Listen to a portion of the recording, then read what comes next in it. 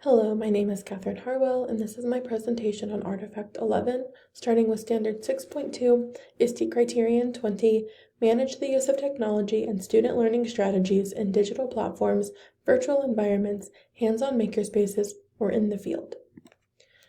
At the beginning of every school year, we get an email like the one on the left from our Instructional Technology and Innovation Coach, which is telling all teachers and reminding us to show the required device care Nearpod to our classes before the beginning of September. This is what the Nearpod looks like in our classes. You can go through it. It says device care and acceptable use policy. Starts off with teacher prep. There's a video for us to show our students, which goes over things such as how to carry your computer, not to eat food or drink with your computer nearby, shows you how to plug in your computer at the end of the day, all the good stuff that students need to know. In addition, there's a collaborate section that says what does good device care look like, in which students are supposed to draw an action that shows good device care. Then we discuss good device care or poor device care. They take a poll with questions with scenarios such as Maria bumps into her laptop, checks for any damage, everything looks fine, she remembers to be careful, keeps her workspace clear. We need to indicate if it's good or poor device care. Continues on with several different polls and things with certain scenarios that students can answer. After the polls, we check for understanding on the student acceptable use policy.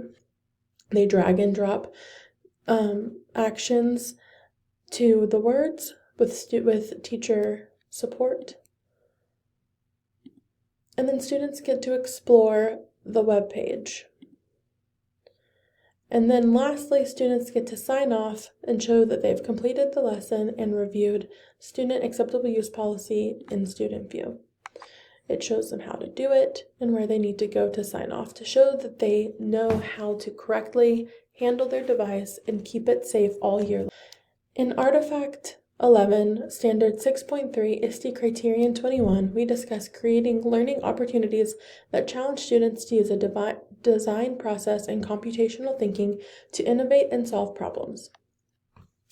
For my creative computing project, the design process that I chose is the creative learning spiral. For my project, I had my students imagine for 3 days, create for 3 days, play for 1 day, share for 2 days, and reflect for 1 day.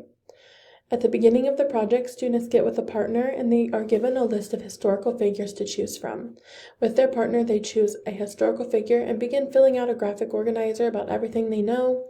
They use my eClass page to have access to BrainPop videos, Kiddle, which is a safe search engine for students, PebbleGo, and others to do further research.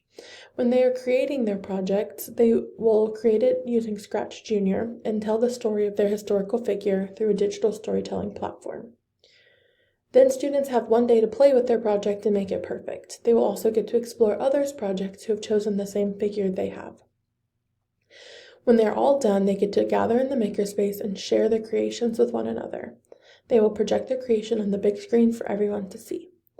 And lastly, they will reflect on their project and share what they think went well and what they could do better next time. Students will also choose their favorite creation, and the top 5 students or partners will get rewarded. Here are some examples of students hard at work. On the left, there are 2 boys working on their George Washington Carver project.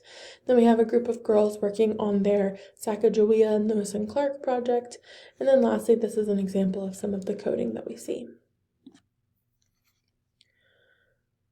In Standard 6.4, ISTE Criterion 22, we talk about modeling and nurturing creativity and creative expression to communicate ideas, knowledge, or connections. For my creative computing project, students were able to show creativity in several different ways.